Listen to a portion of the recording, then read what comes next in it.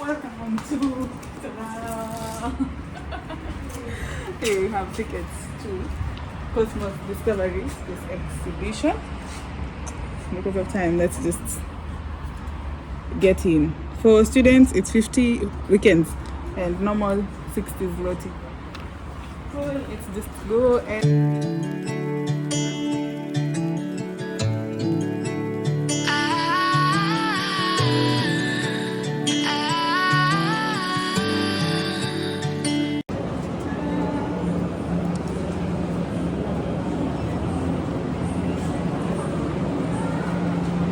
This man is the founder of sci-fi, and his best known works are like From Earth to Moon, Around the World in 80 Days and 2 Years Vacation, 20,000 Leagues Under the Sea.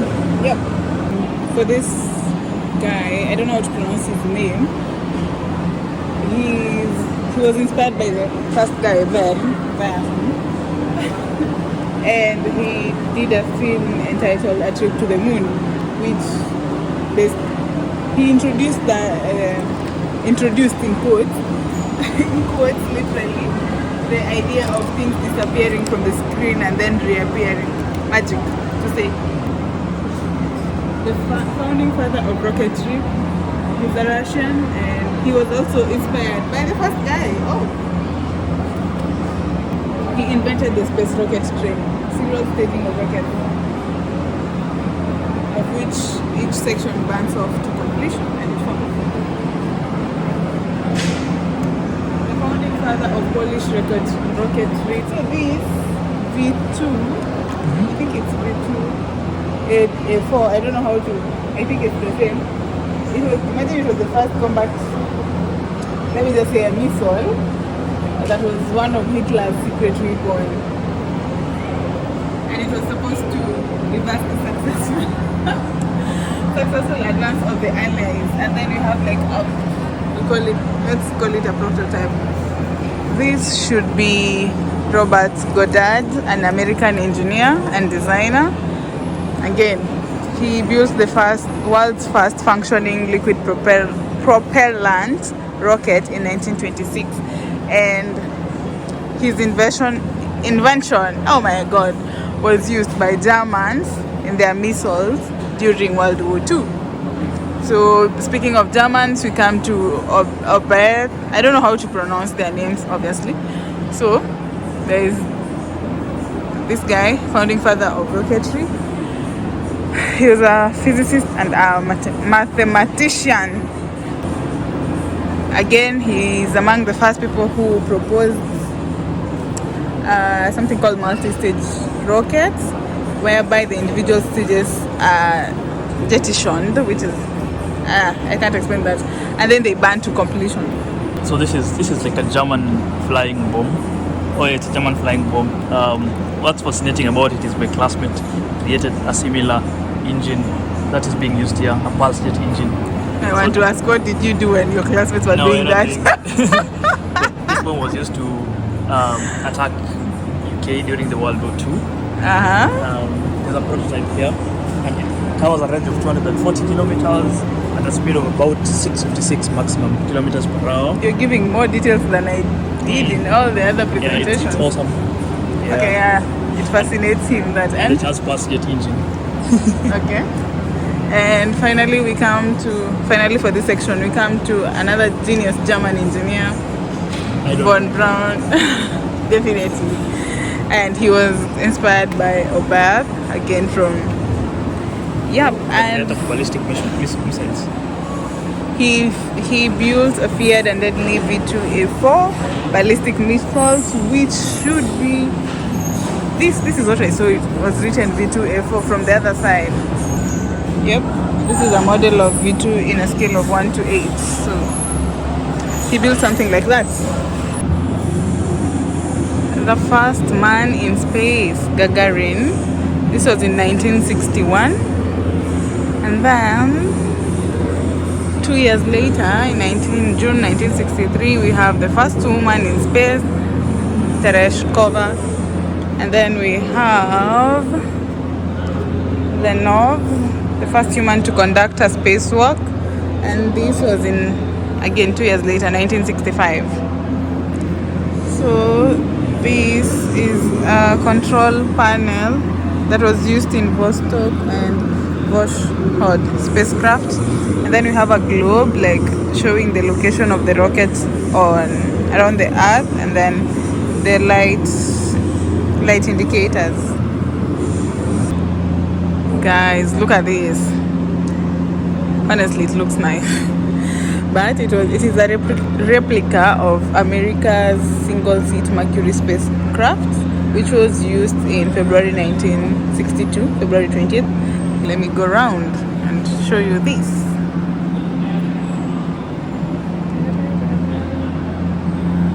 Oh my god, nice. Look at that. Look at that. So if you remember the flight, what is this called, in February 1962.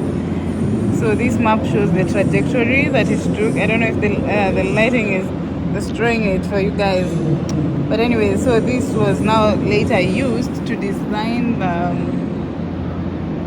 preparing NASA maps for lunar landing. Then commemorative envelopes were used to mark the landing of the Gemini spacecraft. And let me just put it out there that I'm a Gemini. Anyway, so this is the Vania engine. If you remember Vania calipers, okay, yeah. So same pronunciation. Okay. And guys, here is Enos. Enos, I don't know how it's pronounced. The first chimpanzee in orbit. And this was after Laika the dog had already gone before him. I think, how long?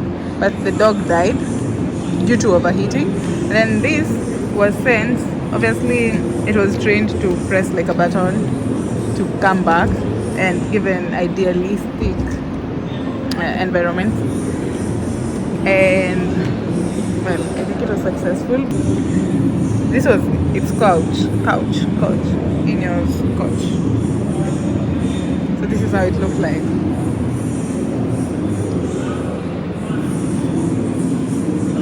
Oh, and I forgot to say that Ineos was by the Americans and Laika the dog was by the Soviets.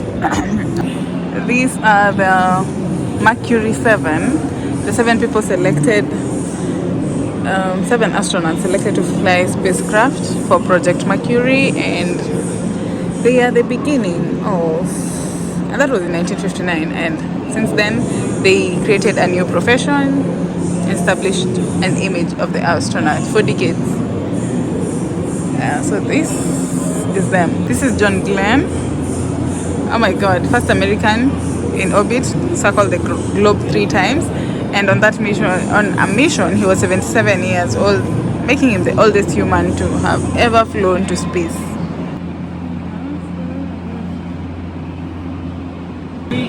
The Apollo program. So there were several attempts to go to the moon, and this was the first one, Apollo 1. It wasn't successful. The 3 astronauts that were there died. And then after that, in 1968, that was 1967. So in 1968, we have the Apollo 7, and this was to test the crew's performance, command and equipment modules. And we have these photos. And then the same year, we had Apollo 8, and this was to test the flight trajectory and certain important operations. We have this, which, look at this closely, I think, or I'll show you closely, but I think it's that, the model, I don't know, but I'll show you closer. Then 1969 there was, we didn't have it, but yeah, there was Apollo 9, and this was to test the ability to handle the size of the lunar module, including orbital maneuvers. So speaking of lunar module, it was used to save some years back. I'll speak of it. So this was to test that, and then from that we go to Apollo 10. The astronauts Thomas Stafford and Eugene Cernan used the lunar module, as I said, and they made the closest approach to the moon, but they didn't get there.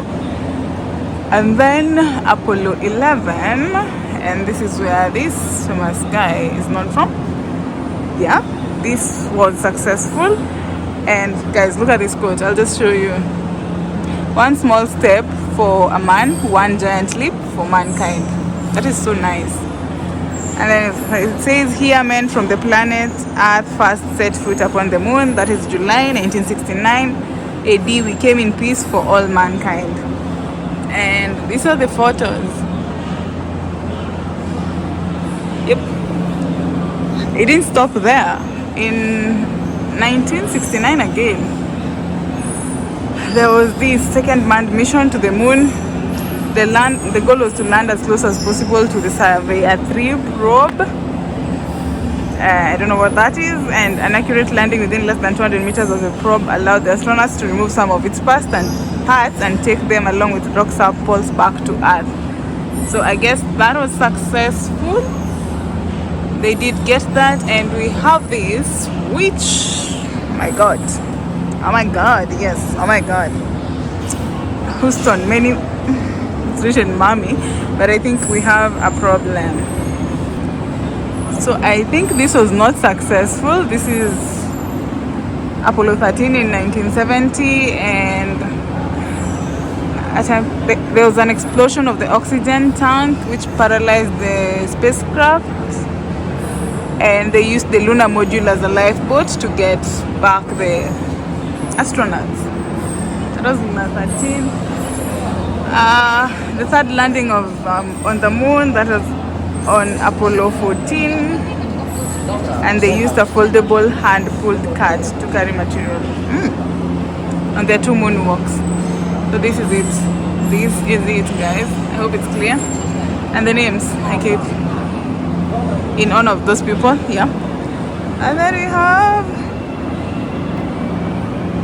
4th manned mission to the moon, and the first one to use lunar electric vehicle to carry 2 astronauts and tools. So there is that, and the photos. And then Apollo 16. 5th mission on the surface of the moon, landed in a hitherto unexplored highland area of the Kagel Plain, and this demonstrated extensive research. Samples took photographs. Yep. Oh my god. Last manned landing on the moon so far. That was in 1972. And moonwalk. The Commander Eugene Cernan's moonwalk is the last on the record. Yep. I present to you, tan tan ta-da! So we have this. It's called the combustion chamber of the rocket engine F1, discovered in 2013 at the bottom of the Atlantic Ocean. This is called Saturn V, and it flew all the manned missions to the moon and the Saturn. So in space, rather as they were flying, this was their moon, their meal, not their moon. I don't know if you can see clearly, but yeah. This will just show and let you enjoy.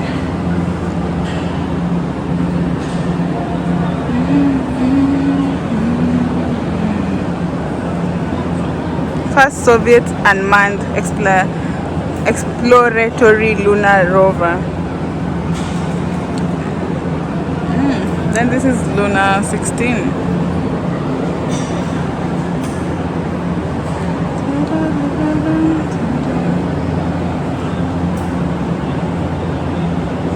This was designed to land on the moon and transport ground samples back to Earth. And it has 2 main parts. I'm not going to explain Okay, the two parts are the landing and the lift off stage.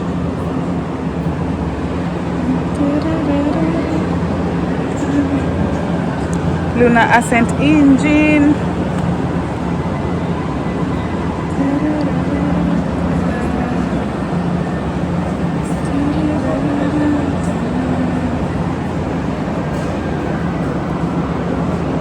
This is the lunar rover. Sorry.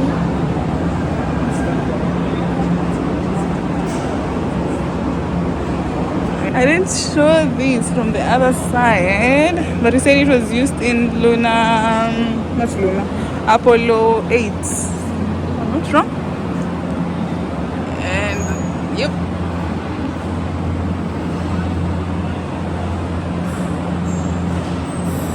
That's how it looks inside.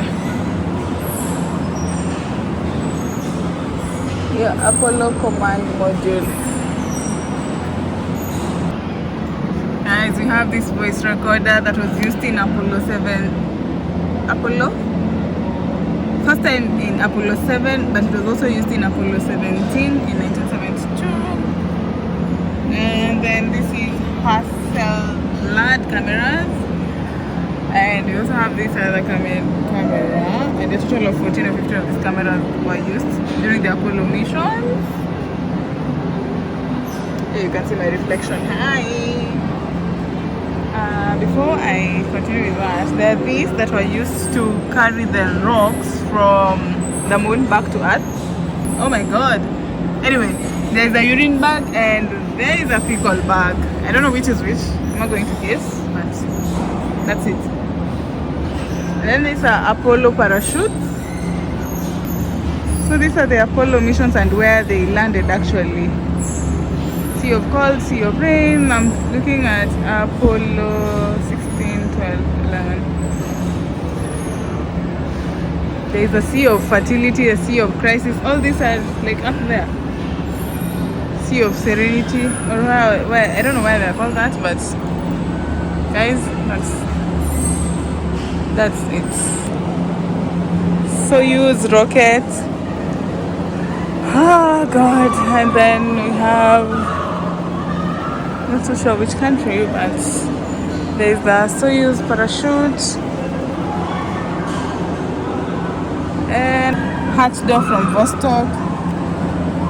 Oh, it's actually from the actual Vostok that had been adapted for military reconnaissance.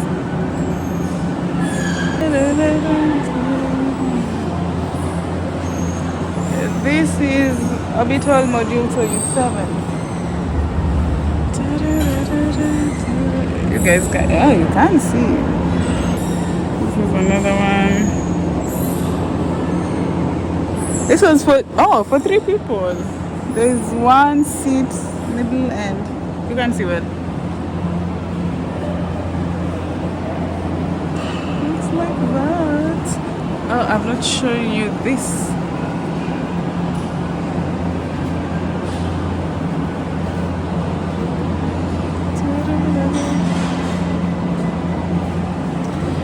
This is the model of the Soyuz spacecraft. So instruments module Soyuz T. It has oxygen tanks, communication systems, altitude control, and stabilizing engines, as well as non-engines. I don't know. I can't. Basically this round. So Apollo Soyuz, oh yeah, it's a joint mission. Apollo US Soyuz is, you said Russian. Oh my god. Oh my god. Oh my god. I'm supposed to leave these. Oh my god. Inside. Okay, wait, before we do that, let's show them around all this and then we go.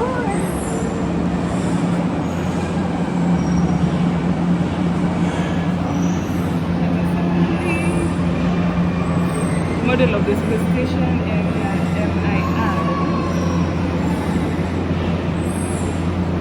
I have to go inside.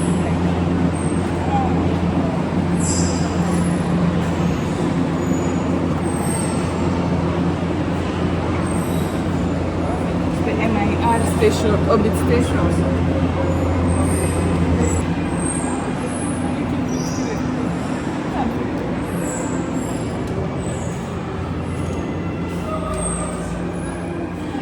Actually, you feel the obviousness here, if that is a word. Oh my god, this is nice. Let's jump on climb this.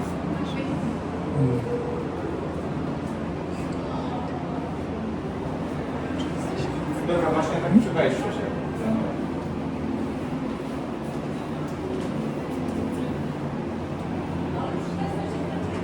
Dobra. Wait, the seat is upside down.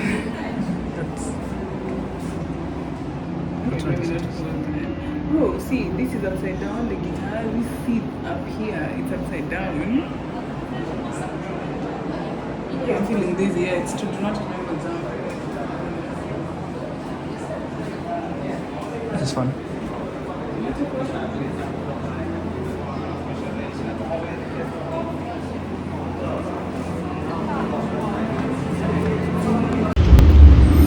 The Mission Control Center. If you've seen this in, okay, yeah, you've seen this in movies, like something like that.